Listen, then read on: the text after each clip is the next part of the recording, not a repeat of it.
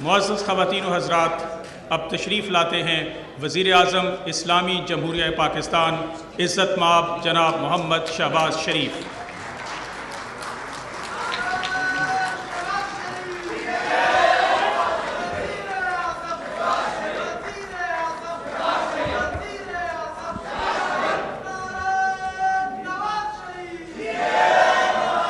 بسم اللہ الرحمن الرحیم۔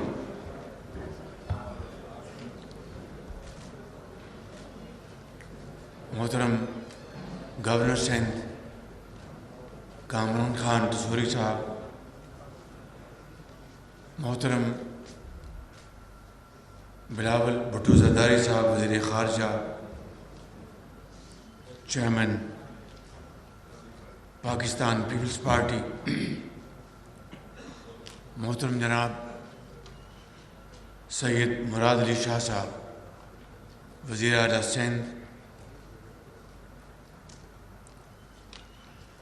محترم جناب احسن اقبال صاحب منسٹر پلاننگ، محترم جناب سید فیصل سبزواری صاحب minister for maritime affairs, محترم جناب Syed Naveed Qamar minister for commerce, lieutenant general retired Sajjad Ghani chairman وابڈا، محترمہ مریم اورنگزیب صاحب اب نظر نہیں آ رہی تھی، وزیر اطلاعات اور انتہائی قابل احترام میرے بزرگ جناب سید قائم علی شاہ صاحب، اور آج کے میزبان انتہائی قابل احترام جناب سید خورشید شاہ صاحب منسٹر واٹر، انتہائی قابل احترام federal ministers, ministers of states, Sindh حکومت کے وزرائے کرام، گورنمنٹ آفیشلز، خواتین وزرات، السلام علیکم۔ آج یہاں پہ بڑی تفصیل سے اور بڑی ہی پرمقصد یہاں پر تقریریں ہوئی ہیں، اور مجھے اب یہ سمجھ میں نہیں آتی بات کہ میں ان تمام تقاریر کے اوپر مزید کیا اضافہ کر سکتا ہوں، لیکن ظاہر ہے کہ مجھے کچھ گزارشات کرنی ہوں گی۔ آج جو سب سے شاندار اور دل کو بہت خوشی ہوئی وہ یہ کہ اس شہر میں دو پارٹیز ہیں، پاکستان پیپلز پارٹی جن کی صوبہ سندھ میں حکومت ہے، وہ بھی کولیشن حکومت کا حصہ ہے، اور ایم کیو ایم جو کہ ہماری حکومت کا وہ بھی حصہ ہے۔ آج مجھے بہت خوشی ہوئی کہ پیپلز پارٹی کے زعماء نے بھی اور ایم کیو ایم کے زعماء نے بھی بڑی میٹھی باتیں کی جو ان کے دل سے نکل رہی تھیں، جس سے کہ قومی یکجہتی، اس شہر کے امن، صوبے کی ترقی اور پاکستان کی خوشحالی کے لیے بہت خوشائند بات ہے۔ میں محترم اپنے چھوٹے بھائی بلاول بھٹو صاحب ان کو میں مبارکباد پیش کرنا چاہتا ہوں، جناب شاہ صاحب وزیر اعلیٰ سندھ کو مبارکباد پیش کرنا چاہتا ہوں، جناب خورشید شاہ صاحب کو اور گورنر سندھ کو اور سید فیصل سبزواری صاحب کو، اور یہ میں سمجھتا ہوں کہ اسی میں پاکستان کی ترقی ہے اور اسی میں پاکستان کی خوشحالی کا راز مضمر ہے۔ میری یہ بات یہ جان لیں کہ اتفاق اور اتحاد میں ہی برکت ہے۔ آج اگر وفاق میں کولیشن گورنمنٹ پچھلے 1 سال کے چیلنجز باہمی مشاورت، یگانگت اور اتحاد کے ساتھ ان کا سامنا نہ کرتے تو آج صورتحال بالکل مختلف ہوتی، اور یہ باہمی مشاورت اور اتفاق کا نتیجہ ہے کہ بڑے بڑے چیلنجز، چاہے وہ پاکستان میں پچھلے سال کے بدترین سیلاب سے اس کا تعلق ہو، مہنگائی سے اس کا تعلق ہو، IMF سے اس کا تعلق ہو، اور ملک کے اندر جان بوجھ کر جو ایک سیاسی افراتفری پیدا کرنے کی مذموم کوشش کی گئی، جو کہ 9 مئی کے المناک ترین واقعات پر وہ اس کا اختتام ہوا، وہ پاکستان کی تاریخ میں تاریک ترین دن تھا۔ اللہ تعالیٰ کے فضل و کرم سے ان تمام اتحادی جماعتوں کی باہمی مشاورت، جماعتوں کے زعما، کابینہ اور پارلیمان میں جو ایک اتحاد اور اتفاق کا مظاہرہ کیا گیا، اس نے ان تمام سازشوں کو دفن کر دیا، کیونکہ اس سازش کے تانے بانے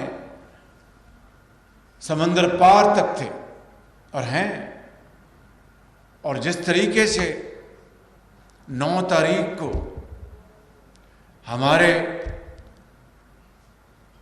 عظیم شہداء کو اور غازیوں کو ان جتھوں نے عمران نیازی کے اکسانے پر دشنام ترازی کی اور فوجی تنصیبات پر حملے کیے،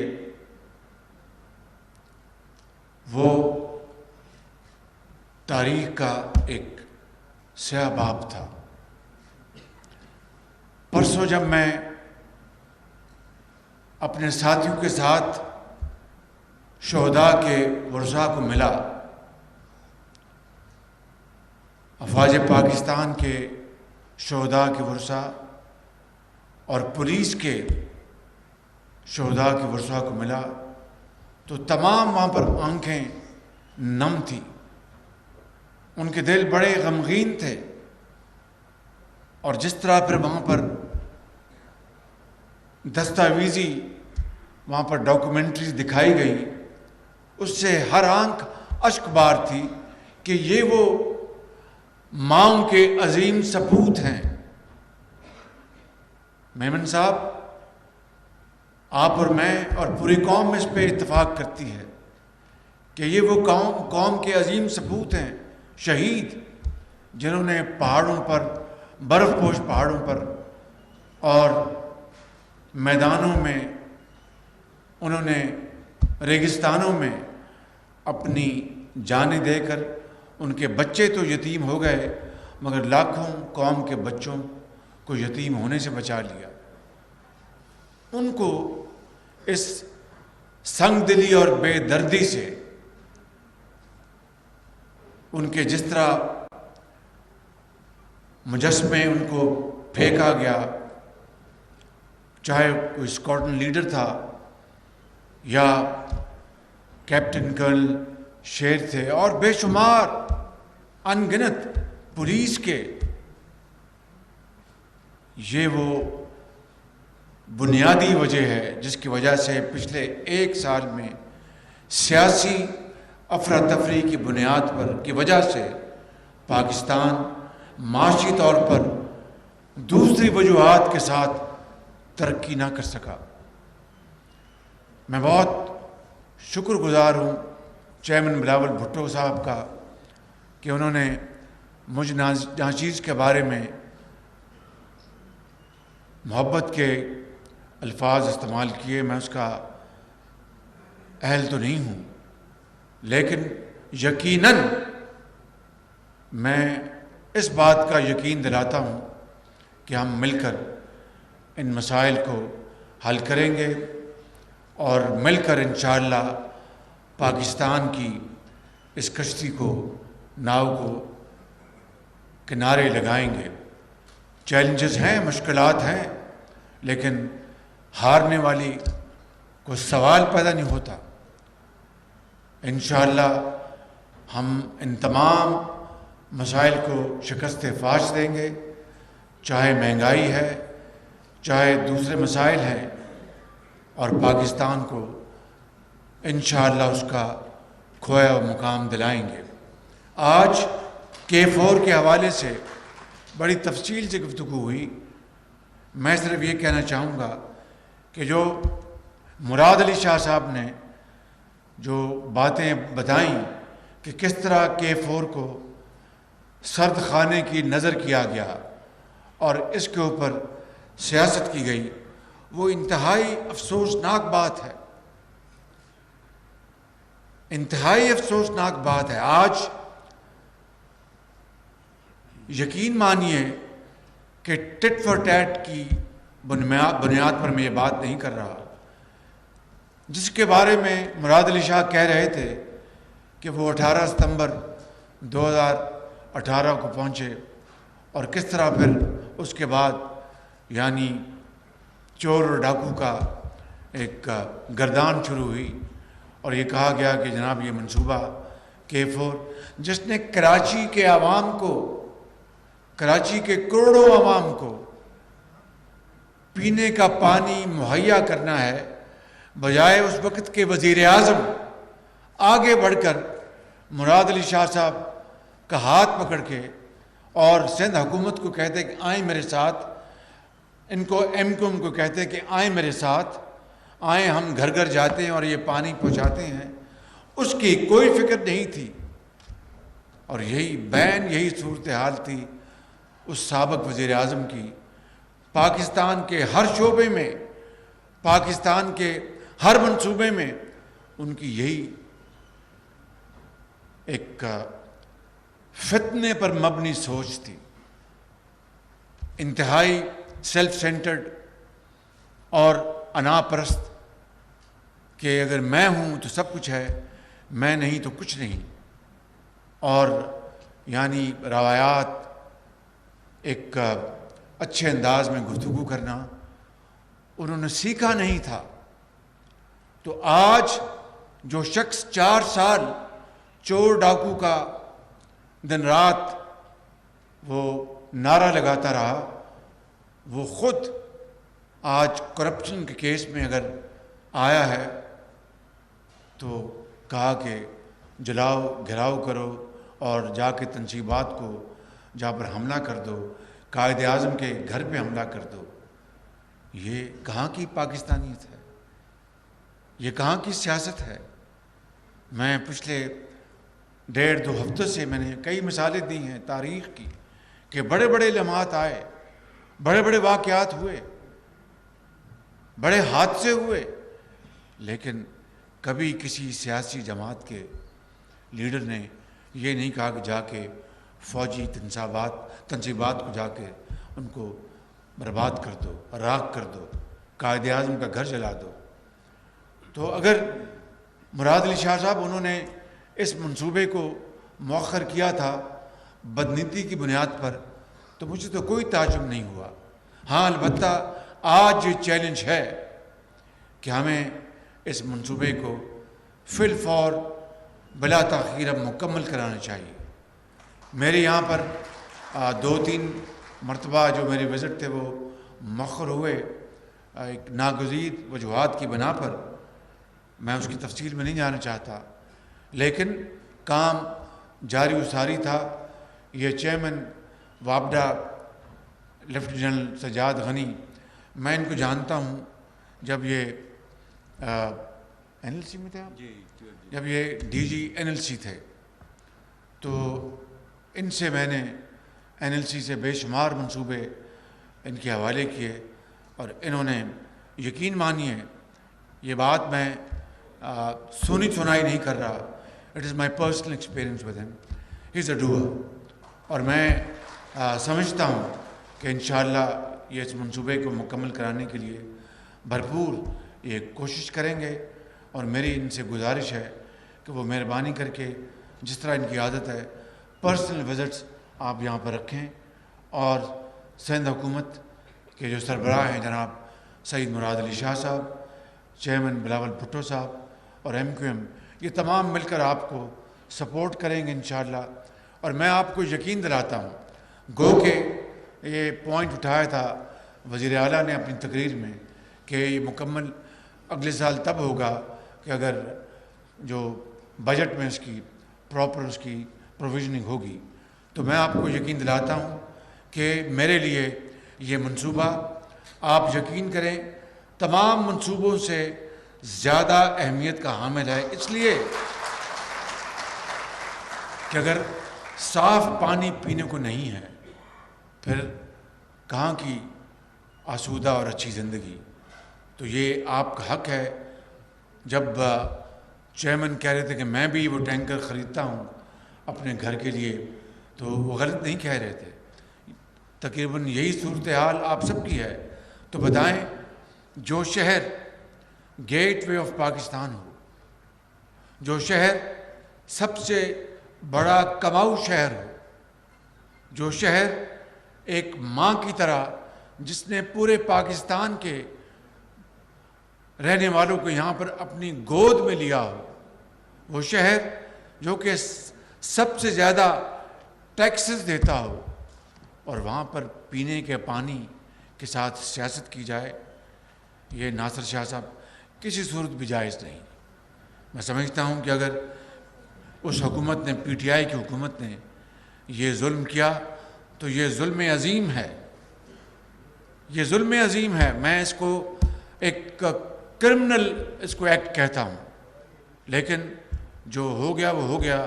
میں آپ کو یقین دلاتا ہوں کہ اس کی فنڈز کی ترسیل کے لیے میں اس کو اس بجٹ میں نمبر 1 پریورٹی دوں گا انشاءاللہ.